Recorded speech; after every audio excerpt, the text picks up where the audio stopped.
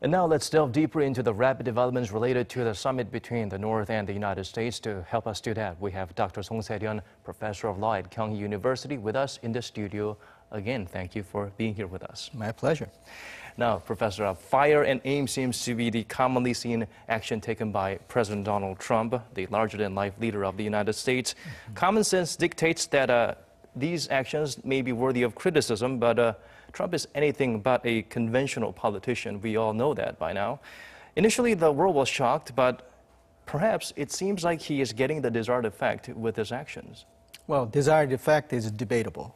I think that both Kim Jong-un and President Trump has vacillated between the shock and awe campaign, fire and fury, to charm offensive, and also profuse praise for each other. I think it's part of their tactics in negotiation. So depending on which point you focus on, it might be on the good side or bad side. I think the more important thing is that in a larger picture, everybody wants the deal. But in this case, because there are genuine content-based question marks in terms of what kind of denuclearization we're talking about and what kind of economic packages we end up with, resulting in some sort of peace regime in Korean Peninsula. So I think the attention to detail is very important, but at this point what we have seen mostly was jockeying for position or trying to kind of impress each other in terms of, threats. So I think it has to change in terms of dynamics to get to the desired result. Right, it seems like a lot of battling for position, like boxing out for a rebound or poking each other to make sure they get a response, any response, to make sure that, are you listening, are you still there? That seems to be the communication that's going on between the United States and North Korea at this point. Of course, Right. Every time they do that, they throw the world into a disarray, fearing the worst possible outcome, because they both have a tendency to talk about the possible option of military actions. Now, moving on, North Korea, of course, appears to play the similar game. They change their tone over and over again, and with Washington turning its back on them, they seem to suddenly take on a different characteristic. But we've seen North Korea blow hot and cold before, and mixed signals being sent out time and time again. What can we make of the latest persona that North Korea is taking on after Washington's very stern measure? I think that they're relenting a little bit at this point for now, but I think it's in the context of what kind of positions they're trying to have. I think that a lot of people think, and I join with them, that in some ways North Korea has dropped the ball, maybe miscalculating the eagerness of Donald Trump to get the deal done. So that's why I think they're taken aback by this announcement of cancellation. But if you look at it from a negotiation point of view, one of the most important weapons for any negotiator is an ability or a believable communication to the other side that we can walk away anytime, and this is not as important as what you think it is. And that Donald Trump, with that letter, has demonstrated that. So in that sense, it's part of his demonstration, his negotiation tactic, which is well scripted even in his book. So looking back, I think a lot of people will say, wow, that makes sense. That's his modus operandi in his deal days in New York. But whether it works or not, probably both has found a perfect match for each other. Both are good at the brinkmanship, bluffing in many ways. So I go back to the theme that that may be important in some stages, but when they get down to the negotiation, really they have to attend to the attention to the details, and somebody has to put in serious work to build the trust and get the communication going. Now, I think in that sense, the President Moon might be the really important person to get that thing going. Right, it's a very important and difficult role playing the mediator. In any situation, the messenger is always at a very dangerous position of taking the blame. We are, of course, somewhat concerned, but at the same time very proud of what President Moon Jae-in has been doing to maintain this intricate balance, a high wire act, if you might add, between the two very unpredictable leaders. Going back to his latest showing in the United States, meeting with President Donald Trump. Usually these two seem to get along great.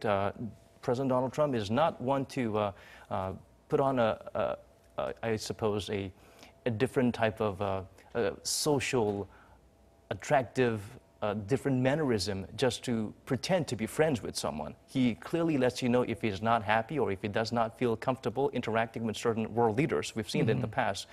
President Moon Jae-in certainly is not one of them. They seem to have great chemistry, and it's always a laid-back atmosphere when they hold press conferences after their meeting. But what happened after that was President Moon seemed a little baffled about the outcome, the sudden change of heart from Donald Trump to cancel the talks. Right. So does this reflect badly on his ability to be the mediator, to be possibly have been kept out of the loop for a while as this big news broke? Well, it's a little bit puzzling, the fact that Donald Trump pulled out or canceled the thing was predicted by actually many people. But the fact that it was not communicated to South Korea, which we assume that have been coordinating pretty closely, that's the very surprising part.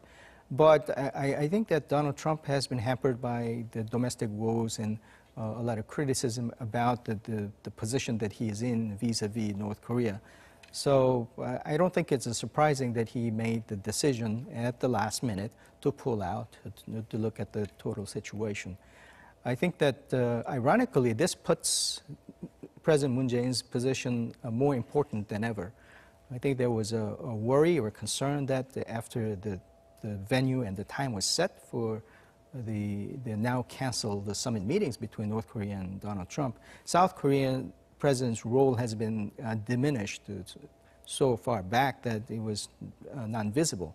But at this point, to resuscitate that meeting or get anything going, probably the most important person could be, other than those two, President Moon, to play the go-between role in an earnest sense. Right, so he's coming off the bench to play a bigger role now, whether he likes it or not. Right. From here on. Well, moving on to China, of course, the traditional ally that we cannot speak about North Korea without. We've seen Kim Jong-un turn to the Chinese leadership to perhaps let them know of their intentions or movements from here on or here forth. How big is China's influence so far, and what kind of role will they play in terms of changing North Korea's stance or positions related to the summits with the United States? I remember that China has come onto the scene pretty late in the game, and actually there was a concern that there was a so-called China passing phenomenon going on. So I don't think China has played a very big role in this because for the North Korean side as well, they have a genuine incentive to keep a little bit of distance between the China and North Korea, as well as China with the United States. So at this point, China's role probably might not have been too big. But China is very important once some kind of peace regime is established in the Korean Peninsula to keep the regime going, and also any kind of sanctions, any kind of benefits flowing out of that deal can be sustained. Now we have seen the United States pulling out of Iran deal, and actually Donald Trump has pulled out of a lot of things. So as an insurance and as somebody who would be a part of the guard to keep that regime going, I think that China's role will be very important going forward. Right. Eventually, it's inevitable that China will play a significant role in terms of moving forward with North Korea's progression towards becoming a greater member of the society, as in the international community. Professor, right. Unfortunately, we have run out of time. Professor Song Se-ryun, thank you so much again for coming in to help us dissect things into digestible bites. We appreciate it. Thank you. My pleasure.